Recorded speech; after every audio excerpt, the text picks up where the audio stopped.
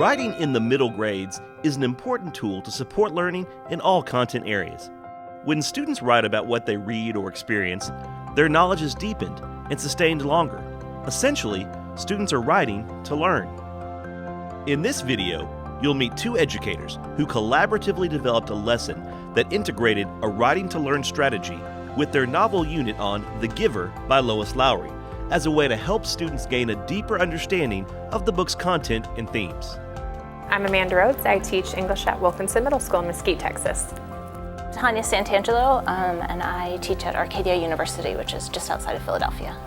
So the big umbrella under which I think what we were working on is this idea of writing to learn, under which comes writing to read. So we know there's extensive evidence showing that kids, when they write about something, a book they've read or something they've learned in class or an experience they've had, like a field trip, their knowledge is deepened and sustained longer. What we know about writing to learn is that there are several specific techniques or strategies that have been validated through quite a bit of research, things like summarization, more extended writing, and one of them also is responding to questions in writing, as well as posing and then responding to questions in writing. So in this particular case, based on what Amanda was doing with the book and based on what we thought would be appropriate for here, we selected questions and answers knowing that the research backs up the idea that this is going to support their comprehension.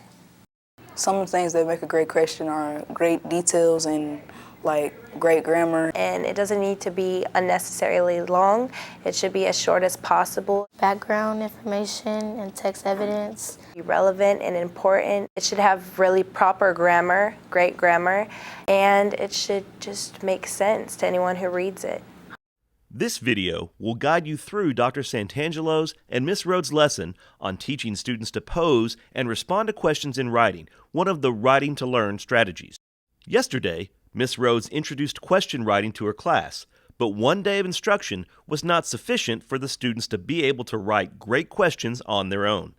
Today, she continues to explicitly teach students about question writing through modeling, think-alouds, guided practice, and specific feedback. An accompanying lesson plan and student handouts are available to help you implement this strategy in your classroom.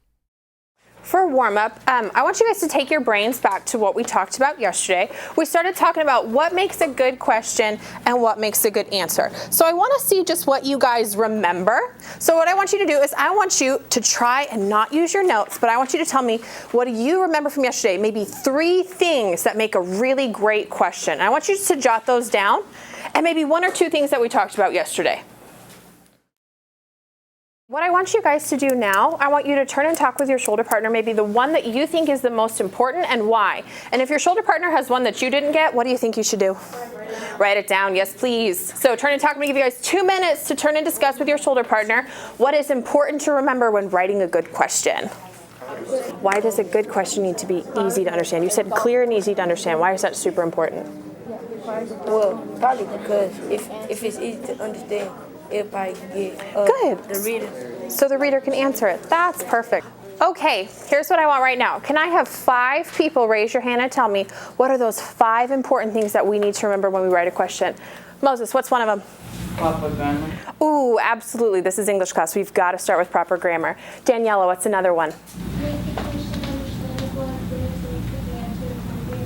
Perfect. I love it. Sierra? Has to be short as possible. Short as possible. Absolutely. Jeremy? Detail in the question, that background information. Perfect. Luis? Can you say that for me one more time, baby?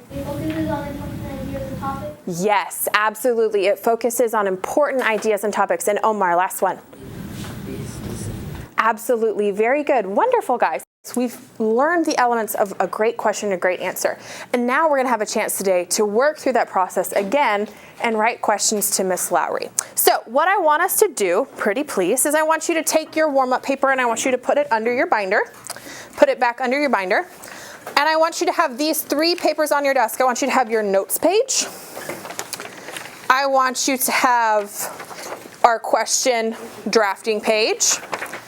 And I want you to have our question sentence stem paper as well, please. We're going to be using these today to write questions to Miss Lowry about what we have read so far in The Giver. After they looked at their warm-up was when we brought in the part of the direct model for them. And that was something that we came up with yesterday afternoon after looking at some of their things and being like, instructionally, developmentally, we're not there yet. They need more explicit instruction on how to go from what is a lame question to what is a great question. And so by planning that scaffold in there and giving them a chance to hear my thinking, I think that better equipped them when they then went to their shoulder partners and can say, hey, what did she do? How did this work? What kind of questions did she ask herself? And I can say of everything I've done this year with teaching, that is the thing that has made the biggest difference. The biggest difference with my kids is, making my thinking visible, because even though you go up and you teach and you tell them, this is what I want you to do, if they don't know how to go through that thought process, the quality of work's not going to be there. And so just so you guys can kind of get into my brain a little bit more, I'm going to kind of walk you through my thought process with how we do this, because it's one of those things, I can tell you guys how to do it, but I think you guys would learn better if I show you what I would do if I was in your shoes. For me, starting my question, is it okay if my first draft is lame? What am I going to do to fix it up, clean it up, make it better?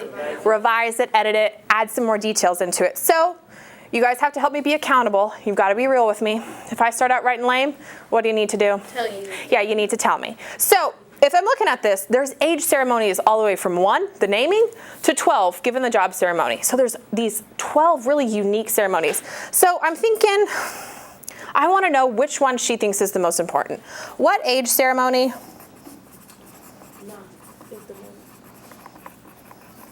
is the most important?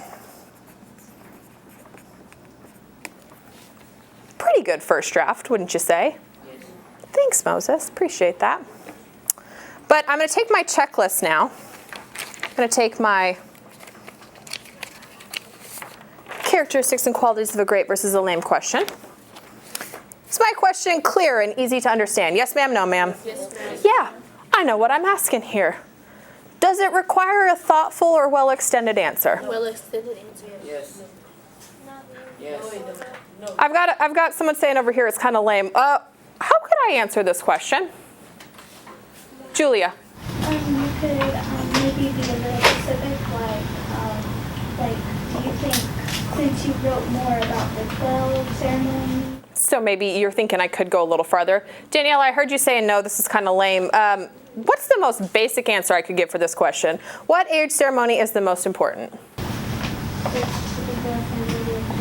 Ceremony of 12. That is the only answer that this question requires. So I'm going to ask you again, is this a great question or a lame question?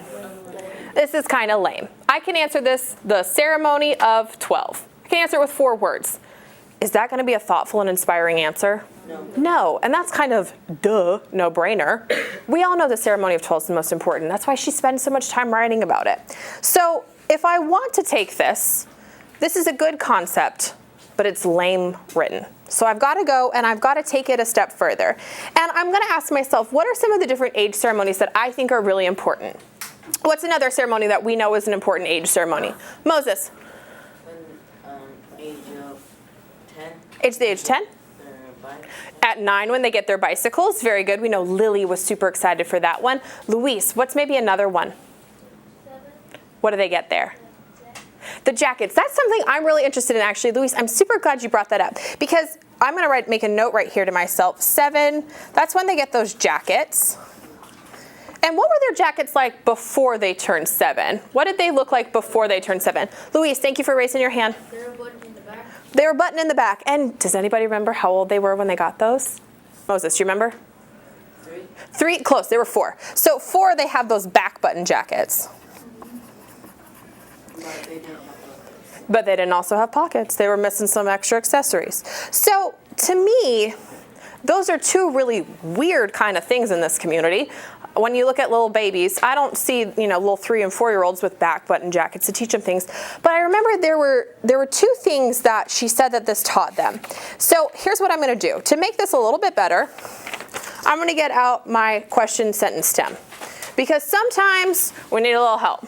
And from my lame question on that first draft, clearly I need some assistance. So I'm gonna go look through and I'm gonna see which one I think is best. So I want you to read through this list and maybe think which one would be a good one for Miss Rhoads to use and maybe just tell me the number. So I'm gonna give you guys about a minute to read through and maybe think which one I could use if I'm gonna talk about the ceremony of 4 and the ceremony of 7. So maybe look through those questions. I should probably put those up for y'all to see. Maybe what one would be a good one for Miss Rhoads to use? What you thinking? As you can see, Miss Rhoads has carefully planned the modeling component of this lesson so that she can intentionally lead students through the writing and revision process. Students are fully engaged. They have multiple opportunities to respond during the lesson by helping Miss Rhoads revise her question and discussing ideas with shoulder partners. Miss Rhoads continues to lead students through the revision process until the class votes that her third draft meets the criteria of a great question. Let's be honest with me. Is this question great or is this question lame? Let's vote. Give it to me. Be honest with me. Yes!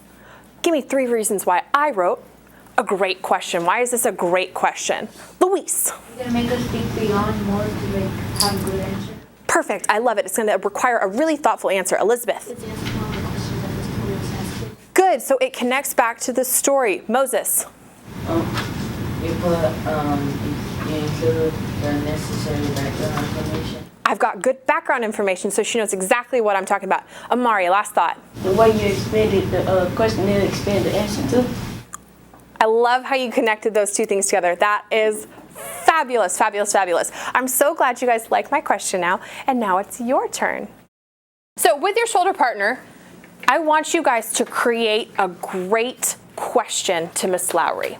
And I want you guys to make sure we go through that great process of revising, of editing, of building, of layering those questions like Miss Rhoads just did. Okay?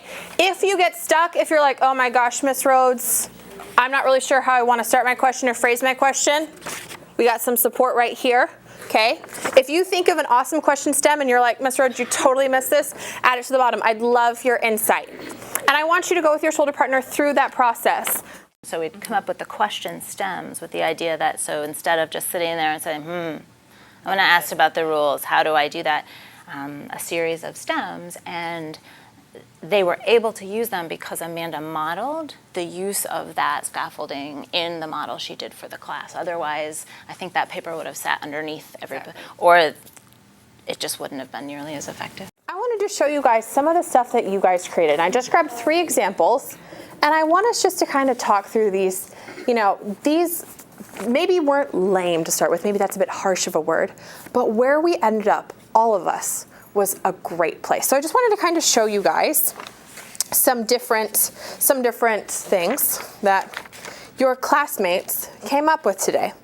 So somebody's first question, how would you change the rules to create a different world? Well, didn't she create all the rules? I think that one, it's a good idea, but is this one kind of unclear? Yeah. So let's look at their second draft. How would you change the rules? How would changing the rules affect the world? Interesting. So maybe we could get a bit open-ended answer. Let's look at that third draft. How would changing the rules of the receiver affect his or her job? More specifically, how would changing the rule to lie affect his job? I love that the focus was narrowed to one specific member of this community and to one specific rule, because I think leaving it too open might have been confusing. Good job. Snaps for our classmate. Love it, love it, love it. So do great answers and great questions only exist in room 304? No. Can you take that to Miss Bowman's class with math? Yes. Oh, yes, you can. You can ask deep questions about why Pythagoras did something. What about history in Coach O'Neill's class or Miss Logan's class or Miss Hemi's class? Yes. Can you guys understand history better using these steps? Yes. What about science class? Ooh, yeah. I think the biggest improvement from yesterday's writing with their warm-up of their very lame questions into what we were able to see at the end of class today was there was a greater depth that I could see in the question, that they understood what we were reading, and they were at that great level. They were able to take kind of a simple question a boring question that really anybody could understand, not necessarily the author, the creator, the director, into a more specific, well-balanced question with intention, with depth, with the answer in mind. That was kind of biggest improvement that I saw. It's definitely important to write questions and answers because we get more of an understanding from it if we write it. And as we're reading, we can have more of an understanding from the passage or from what we're reading or writing. When I write the question, I can get more detail inside the question and inside the text that I'm reading. I think I'll use great questions and answers when I'm in college. To be effective writers, students must understand that writing is a tool to support learning in all content areas. It is important to remember that students need explicit instruction on writing to learn, which Ms. Rhoads demonstrated with step-by-step modeling, think-alouds, and specific feedback. In the coming weeks, students will continue to practice question writing and ultimately will be able to independently write about what they have read or experienced, which deepens understanding and helps students retain information. An accompanying lesson plan and student handouts are available to help you implement this strategy in your classroom. Visit greatmiddleschools.org.